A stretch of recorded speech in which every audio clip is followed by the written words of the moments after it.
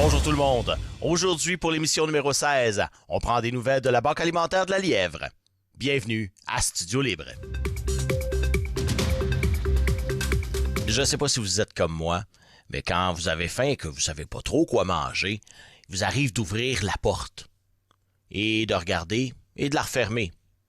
Et 30 secondes plus tard, de la rouvrir en espérant que magiquement tout ait changé et que vous ayez ce que vous voulez manger directement sur la première tablette.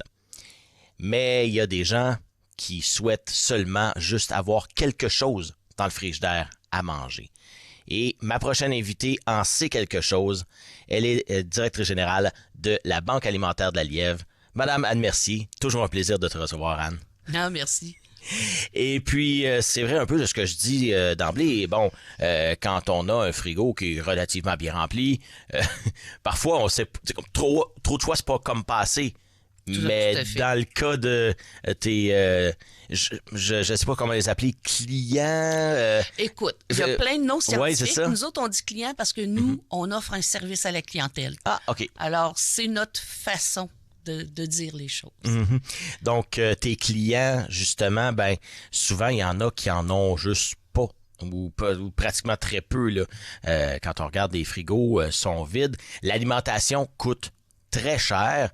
Et puis, on a l'impression que plus on y va, un sac d'épicerie qui nous coûtait à l'époque 40 $ nous en coûte aujourd'hui 60. C'est quand même une réalité qui est dure pour beaucoup de monde, là. Oh oui, en effet. C'est incroyable. De toute façon, vous avez vu, il y a eu la conférence hier pour la Guignolée. Ils ont sorti des statistiques. On a le bilan fin à chaque mois de mars. Non, tu vois, il y a 3 ans, 3% de notre clientèle étaient des gens qui travaillaient. Maintenant, c'est presque 40%. Wow. Je te dirais un bon 35 en tout cas. Puis j'exagère pas.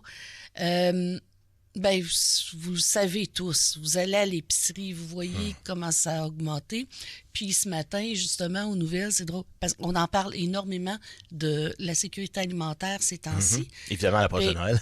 Oui, exactement, mais ça fait un bout là qu'on dit là, que ça va pas bien, que c'est dû au logement social, justement qu'il n'y en a pas. Les loyers, écoute, c'est fou là. Puis là, on se dit aux gens, demeurez chez vous. Puis là, c'est la seule chose que tu peux couper, l'épicerie. Ouais. Tu sais, dans ton budget, là. Faut que tu payes ton hydro, faut que tu payes ton... C'est la seule chose, c'est que c'est là que les gens coupent. Et c'est de là que la demande, justement, augmente énormément. Mais ce qui est le plus triste, c'est le nombre d'enfants qui augmente. Ouais. Moi, quand je suis arrivée, j'ai fermé l'année. Je suis arrivée en février 2020. J'ai fermé l'année 2019-2020.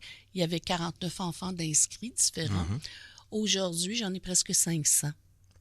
Hey, on parle de 10 fois là, en 7 ans, là, pratiquement 6-7 ans. Même pas 6 ans.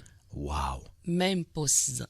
Donc, ouais, puis c'est ça. C'est une réalité. C'est pas facile. Demander de l'aide, c'est tellement difficile. On est dans une période où on se sent tout le monde vulnérable. On est touché. Je le dirai jamais assez, nous, on les reçoit avec dignité, avec compassion, sans jugement. C'est tellement difficile pour un père de famille de venir chez nous puis de se mettre à pleurer. Là. On le sait qu'on va le voir peut-être juste une couple de mois, lui. Comme il y en a qu'on sait qu'on va toujours revoir. Tu sais, ça dépend, mais on est un bon dépannage. Il ne faudrait pas que les gens se sentent... parce qu'il y a beaucoup, beaucoup de gens qui souffrent d'insécurité alimentaire et qui ne se présentent pas dans les banques alimentaires parce que... L'orgueil un peu. Oui, beaucoup, puis c'est dur. Mettez-vous là, à leur place. Là. Mettre un genou à terre, là, d'avouer, mettre un genou à terre, c'est difficile. Ta là. famille, là, tes enfants, tout, t'as un sentiment d'échec. Tu te lèves le matin, tu as travaillé toute ta vie, tu as gagné ta vie honnêtement, puis tout d'un coup, ça suffit plus. Ouais. Tu te lèves le matin, puis tu sais qu'à la fin de la journée, tu n'es même pas capable de tout payer ce que tu as à payer, ben je vais te dire, c'est dur. C'est dur pour le moral, c'est fou. Fait que, tu sais, on se dit, dans quel monde on vit? Ben oui, c'est ça, là. Tu sais, on se pose la question, t'as ça, mais on pourrait parler des aînés, de la maltraitance des aînés, on pourrait, tu sais, c'est... Il y a un paquet de facteurs. Oui, tout à fait. Les aînés aussi, là, tu sais, tu travailles toute ta vie, puis là, oups, tu tombes à la retraite, t'as juste ta pension, t'as pas prévu le coup, parce que peut-être que tu pouvais pas le prévoir, peut-être que tu avais bien juste de l'argent pour... Parce qu'aujourd'hui, il faut pas se leurrer, les gens vivent pas mal de paye en paye. Oui. Hein? On va se le dire, là, Oui. on n'est pas... c'est pas gênant de le dire, là, mais la majorité des gens, c'est ça. Donc, en tout cas, on vit dans une situation qui est difficile. Il y a beaucoup de familles qui demandent de l'aide à chaque jour. Il y a beaucoup de nouvelles familles. Oui. Fait que, on joue là-dedans. Puis ce qui est malheureux, c'est comme quand je vois de très belles initiatives comme un 2 à 1, puis c'est le fun, on met ça sur pied. Les gens vont pouvoir appeler aux bons endroits, ils ont des références. Oui, c'est le fun, mais en même temps, nous, qui sommes sur la première ligne, il n'y a personne qui nous aide financièrement à répondre à cette demande-là. Oui. Hein? Non, mais Donc, c'est sérieux, là. On vous les envoie, on vous les dompe dans votre cour. Absolument. Et puis, arrangez-vous avec ça. Voici. Oui. Ça paraît bien, par exemple, oui. C'est beau. On offre un beau service. Puis c'est vrai que c'est un service qui est important. Je ne dis pas du tout que c'est pas important. C'est très important. Mais il faudrait aider les organismes qui reçoivent ces demandes-là, par exemple. Cette année, justement, la demande est grande. On a pallié, là, ça fait 1 an qu'on a ouvert la tablée populaire. Donc, on essaye de pallier. Moi, mon rêve, quand je suis arrivée là, puis je voyais autant les enfants que les adultes qui venaient toujours chercher, voir s'il y avait quelque chose dans le frigo. Puis là, je me disais, mon doux, puis un dépannage, là, ils sont beaux, nos dépannages. Tu sais, je veux dire, ça, les gens nous rappellent, nous disent, mon doux, merci beaucoup, puis on est content. Mais c'est quand même juste c'est beaucoup, là, mais c'est 3 repas par jour pour 5 jours pour chaque membre de la famille. Mais c'est quand même 5 jours sur un mois. Alors moi, je me disais, si au moins les gens pouvaient prendre un bon repas sain équilibré par jour. C'est pour ça que l'idée de la tablée nous est venue.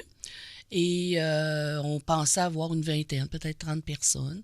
Après ça, on s'est dit, peut-être 40, mais c'est entre 60 et 80 tous les jours. Ah, c'est quand même beaucoup. C'est énorme. Et puis, vous ne faites pas de publicité, là, en plus. Non. Non,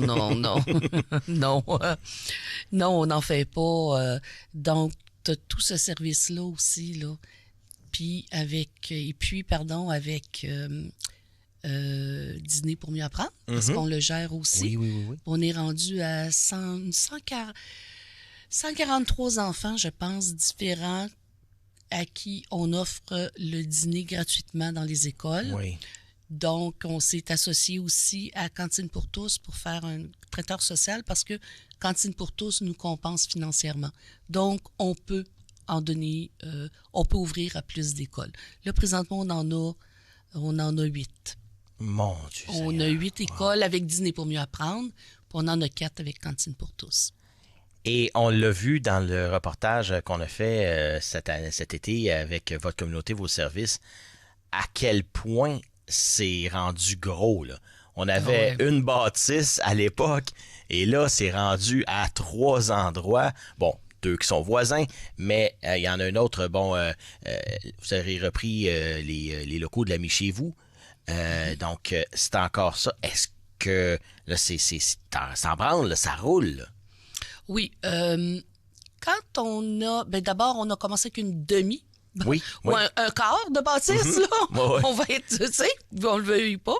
Et là, ensuite, on a eu d'autres propriétaires. On a signé pour 10 ans. Fait qu'on s'est dit, OK, on va rénover. On a mis beaucoup d'argent dedans, entre 300 et 400 juste pour rénover. Si on parle même pas des équipements. Et justement, là... annonce à la population, on est propriétaire depuis le 4 septembre. De quelle bâtisse? Du 129-131 Joseph. L'original, si on Là, veut. oui, la bâtisse et la banque alimentaire. Donc, on est propriétaire là. Juste à côté, au 133, c'est la tablée populaire. Mais là, on avait signé pour 10 ans, mais finalement, les propriétaires ont décidé de vendre.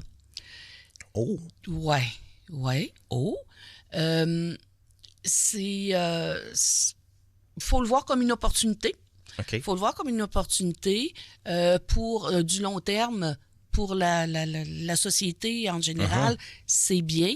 Simplement que c'était pas prévu au budget. Oui. Donc, quand tu achètes une bâtisse là, d'1 million 200 quelques mille, là, ça donne... C'est beaucoup d'investissement, beaucoup de sous qu'il faut que tu trouves, là. Ah oui. Donc, c'est ce qui n'était pas prévu. Alors, le coussin qu'on avait avant, on ne l'a plus. On est vraiment... Moi, c'est un cri du cœur que je fais là, aujourd'hui, là. On a vraiment besoin de sous pour continuer notre mission. Ça, c'est primordial pour les dépannages. Pour la tablée, c'est bien financé, c'est financé au complet. Mais les dépannages alimentaires, ça a toujours été on s'arrache toujours le cœur pour réussir à finir le mois, pour réussir à finir l'année. On est toujours en train de... Les gens vous disent, oh, oui, mais vous faites pas de levée de fonds. Oui, vous savez pas. On en fait beaucoup. C'est à l'année, oui, beaucoup de demandes de subventions, de recherche. On passe beaucoup de temps dans ça. Mais là, on a vraiment besoin d'avoir le support de la population, de la communauté. Mais on l'a toujours eu. Ça, oui, tout le temps. Puis vraiment, là, nous, la population donne encore plus que des entreprises. Là. Ah oui? Oh, ici à Buckingham, c'est exceptionnel. Buckingham, Massanger, Mayotte, tout notre territoire, oui, vraiment. Et c'est énorme. Par contre, ils sont comme nous, hein? Ils vont à l'épicerie. Ça coûte de plus en plus cher. Oui. Donc, on a de moins en moins de dons. Ça, c'est... Okay. Ça, des dons en argent. Oui. On n'a rien sur nos tablettes présentement. On s'est dit, on ne fait plus rien de spécial pour Noël. On n'est pas capable. On n'est pas capable de... Tu sais, les autres années, on pouvait trouver un 5 000, un 10 000. On achetait des choses là. Oubliez ça. Nos tablettes sont vides. On espère être capable de faire nos dépannages. Ça m'inquiète pas trop parce que dans ce temps-ci de l'année, les gens ramassent. Noël, c'est généreux. Les gens ramassent, c'est généreux. On va recevoir des denrées. Ça, c'est pas un problème. Donc, puis on va donner ce qu'on va recevoir. Tu sais, ça, c'est vraiment... On est correct avec ça. Par contre, c'est ça. Il y a certains besoins particuliers. Là. Fait que ça prend des gens pour les donner, les denrées. Oui. Hein? Ouais. Ça prend du monde pour... écouter la personne qui vient, puis c'est sa première fois, puis qui est tout à l'envers, puis de prendre le temps de l'accueillir. Tu sais, ça prend des personnes pour aller porter les denrées à des gens qui sont à mobilité réduite. Ça marche pas toute seule, une banque alimentaire. Non. Ça prend des gens.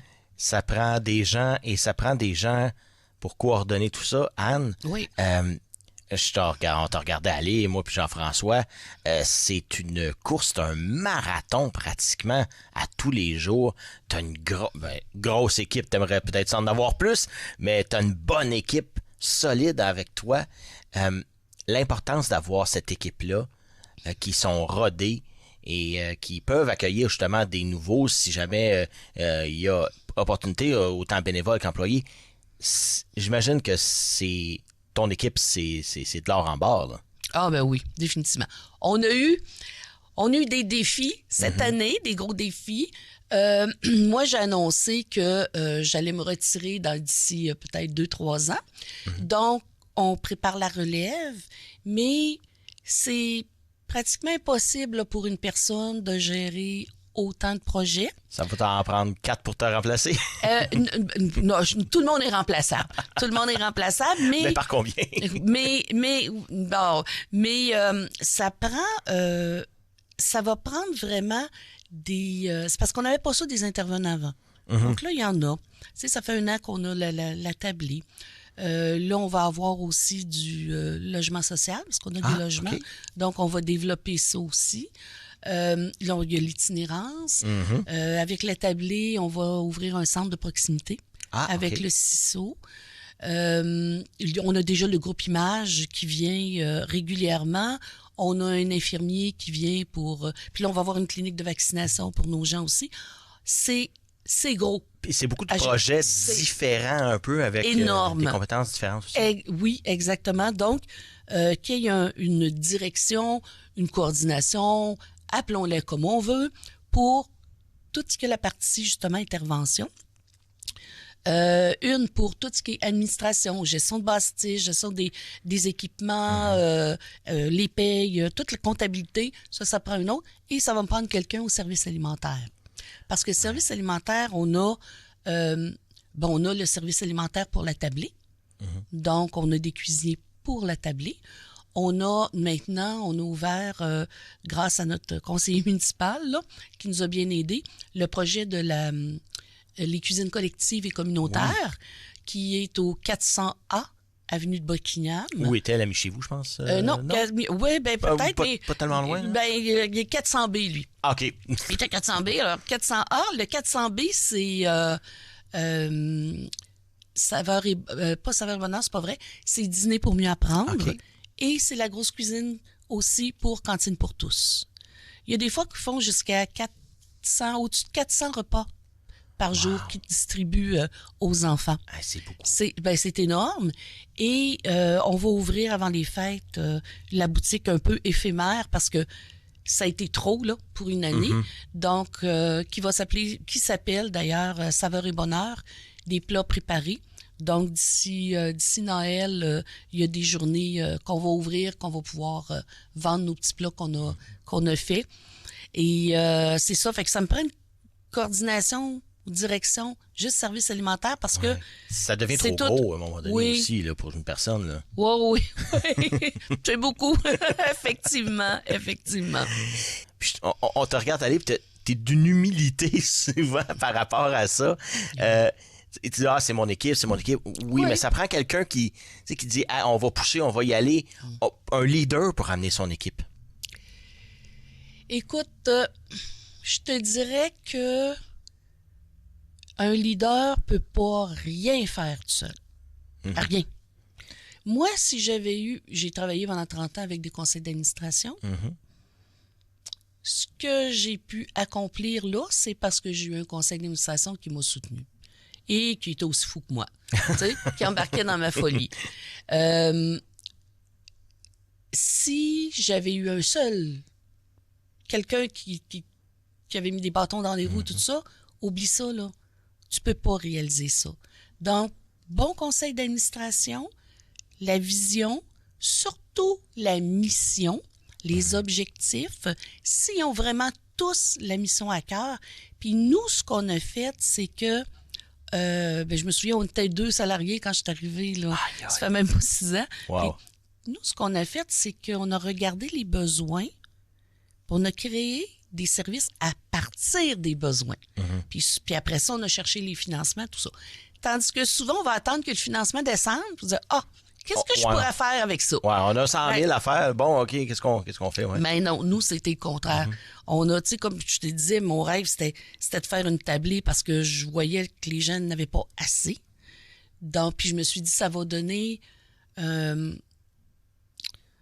petit répit à la banque alimentaire parce que beaucoup de personnes seules venaient souvent, mais sont soit en itinérance, couchsurfing, tout ça. Donc, tu peux pas donner de gros dépannage et tout, mais ça demande beaucoup d'énergie, beaucoup de temps, puis beaucoup d'écoute aussi. Donc, le fait d'avoir la tablée, ça enlever de la pression à la banque alimentaire. Mais par contre, on voit qu'on a beaucoup plus d'enfants. Oui. Et beaucoup plus de familles et d'enfants. Donc, ça fait la différence. Mais pour revenir à ta question, c'est que c'est vraiment un ensemble. Une personne toute seule ne peut pas faire ça. Alors, c'est vraiment, ça prend, ça prend quelqu'un qui a de la vision, ça prend quelqu'un qui est capable de vendre sa vision, des gens qui vont l'acheter, mais qui y croient. Et ensuite, ben c'est l'équipe. Parce que moi, tout seul, je suis pas capable de servir 2000 personnes par mois, là. Non. Ah non. Oh non! Non. Oh, je te croyais capable. Pas tout. Non, mais tu sais, le nombre d'enfants qu'on a, Ouais. là, qu'on dessert avec dîner pour mieux apprendre, à chaque jour, là, c'est énorme. Dans 8 écoles différentes, ça me prend quelqu'un pour aller les porter, ces repas-là. Absolument. Ça me prend quelqu'un pour les faire. Ça me prend quelqu'un pour les faire réchauffer. Regarde, ça prend de l'espace pour le faire. Ça prend des équipements, tu sais, des walk-in congélateurs, réfrigérateurs. Ça prend des fours spéciaux. C'est comme ça, je suis capable d'aller chercher les subventions pour ça. OK? Ça va bien. Mais les êtres humains qui travaillent, là... C'est l'usage aussi. À l'achat, c'est correct, mais à l'usage, il faut que ça prenne quelqu'un. Ben là. oui, exactement. Donc, non, c'est une formidable équipe. Vraiment. Et puis, là, on parle encore de nouveaux projets, de stabiliser aussi les projets qui sont actuels. Et puis, avec la demande qui augmente d'année en année, là, tu me disais un peu que, bon, au niveau des adultes, c'est relativement stable, mais c'est au niveau des enfants. Comment est-ce qu'on explique que les enfants, comme ça, arrivent et qu'ils étaient peut-être pas clients avant, là? Comment on explique l'arrivée massive de ces enfants-là? C'est les familles. OK. Parce que les gens qui ont à la tablée, qui ne viennent plus chercher régulièrement de dépannage, sont remplacés par des familles. Ah! OK? Alors, papa, maman qui arrivent, mais qui ont peut-être 5, 6, 7, 8, 9, 10 enfants. Tu sais. Donc, c'est une nouvelle réalité qu'on a là. OK. Et là, il faut nourrir tout ce monde-là. Oui. Vous avez du monde, comme on dit, qui a des dons et compagnie. Mais c'est de manager tout ça, là. C'est parce que quand on reçoit, on peut pas tout donner en dedans de 2 jours, puis après ça, plus avoir rien. Il faut vraiment être c'est très, tout un très, système. très de gestion, là. Ah oui, c'est tout un système qu'on a mis sur pied, par exemple. Mais il est bon parce que les gens de l'extérieur viennent visiter nos installations aussi. OK. À Buckingham. Ah oui, souvent, les gens viennent visiter les installations. Pour s'en inspirer. Ils n'en reviennent pas. Oui, pour l'implanter dans d'autres endroits. Ah, OK. Oui, ça, on a même donné des conférences par rapport à notre tablé populaire, là, les interventions, tout ça. On est invité à Trois-Rivières, l'Université de Trois-Rivières, donner des conférences là-dessus. Non, notre modèle est vraiment exceptionnel, là. C'est un modèle qui est très interactif, c'est vraiment formidable. Mais tout ce qui rentre à la banque alimentaire, on va parler des dépannages, là, tout ce qui rentre à la banque alimentaire est pesé. OK. Ah, tout. Puis ça, c'est marqué, est-ce que c'est un don d'un particulier, d'une entreprise, ça? Tout est là, ou d'un agriculteur. Ah, ben oui, encore. Oui. Donc, tout est comptabilisé. Ensuite, ben là, on a des bénévoles qui vont, ou des travailleurs, qui vont vérifier. Bon, OK. c'est-tu correct? C'est-tu les bonnes dates? Sont-tu expirés? C'est pas expiré? Puis chez nous, puis les fruits et les légumes, c'est la même chose. Le mot d'ordre chez nous, c'est si moi, je le mange pas, je le donne pas. Non, évidemment. Évidemment. Ah oui? Ah oui. C'est pas. Non, c'est pas la norme. Non, c'est pas la norme. Fait que nous autres, pour ça, c'est très, très, très important. Donc, c'est vraiment là. Puis après ça, ben là, faut les serrer. Fait qu'on a 3 secteurs: congélation, le frais, le garde-manger, qui est le sec. Donc, après ça, là, on se donne toujours, nous, souvent le lundi, pour faire toute notre mise en place, oui. là. Et ensuite, on regarde c'est quoi notre semaine, puis on commence nos bacs. Là, on a développé un système avec les bacs de plastique de couleur. Bon, ça, le gris, c'est le 1. Les rouges, il y a A et B, rouge, c'est C++. Tu sais, on est vraiment... Il y a les 2, 3, puis il y a les 4, 5. Donc, si on a une famille, on peut déjà juste prendre ça. Eux autres ouvrent les bacs parce qu'on est beaucoup, beaucoup anti-gaspillage, nous. Ben oui. Alors, ils l'ouvrent, puis s'il y a des choses qu'ils ne veulent pas, ils le laissent directement sur la table. Ah, ça peut faire à une autre famille. Donc, oui, c'est le système qu'on a trouvé. Là, c'est sûr qu'on pourra, à partir de la semaine prochaine, on ne peut plus faire ça. Ouais, parce que là, la demande Noël, est trop là, grande. ouais, donc, là, c'est dans des boîtes et puis ça part. Mais on sait que les gens vont s'entraider, là. Mais, c'est ça. Puis, maintenant, Et on a une autre réalité qui est culturelle. Oui. Hein, au niveau des viandes halal, les gens qui ne mangent pas de porc. Tu sais, des fois, c'est pas facile. Mais nous, on donne ce qu'on a. Hein? Oui. Je veux dire, moi, si j'ai juste du porc cette semaine-là, c'est du porc que j'ai. Tu sais? Donc, le travail des gens, là, c'est pas facile. Non, C'est pas facile. Non. Ça n'arrête pas non plus. Comme on dit, bon, il y a des nouvelles réalités qui arrivent de jour en jour, Oui. donc il faut s'adapter.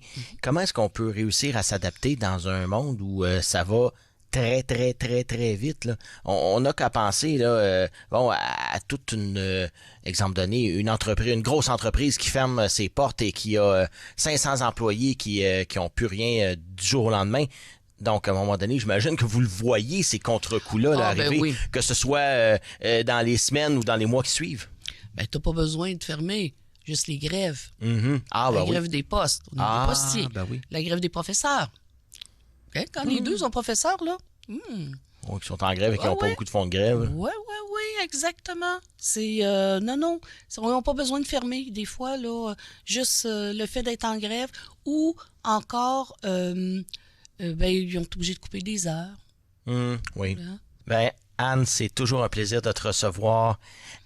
Et puis, j'aimerais ça plus avoir besoin de te recevoir parce que ça voudrait dire que tout le monde mange à sa faim. Mais je pense que la réalité est tout autre. Puis, bravo, chapeau pour le beau travail à toi, à toute ton équipe, le conseil d'administration, tout le monde qui a fait en sorte que la Banque alimentaire... Ben oui, les bénévoles, ça, faut le mentionner. Oui, tout à fait. Parce que sans eux, sans tout ce monde-là, la mission de la Banque alimentaire ne serait pas accomplie. Merci beaucoup, Anne Mercier, directrice générale de la Banque alimentaire de la Lièvre. Toujours un plaisir, puis on se reparle au courant de l'année. Et puis, pour l'année prochaine, on va revenir. Hein? Ben, c'est parfait. Merci de m'avoir reçu. Merci beaucoup d'avoir été des nôtres pour cette édition numéro 16 de Studio Libre. J'aimerais remercier mon invité d'aujourd'hui, Anne Mercier, directrice générale de la Banque alimentaire de la Lièvre. Et je vous rappelle que nos émissions sont disponibles sur notre chaîne YouTube. Nous avons également notre groupe de discussion Facebook TVC Basse-Lièvre, entre parenthèses officiel, auquel vous pouvez vous abonner pour avoir des nouvelles un peu plus au quotidien de la TVC. Et moi, il ne me reste qu'à vous dire bonne journée et on se revoit pour un autre Studio Libre.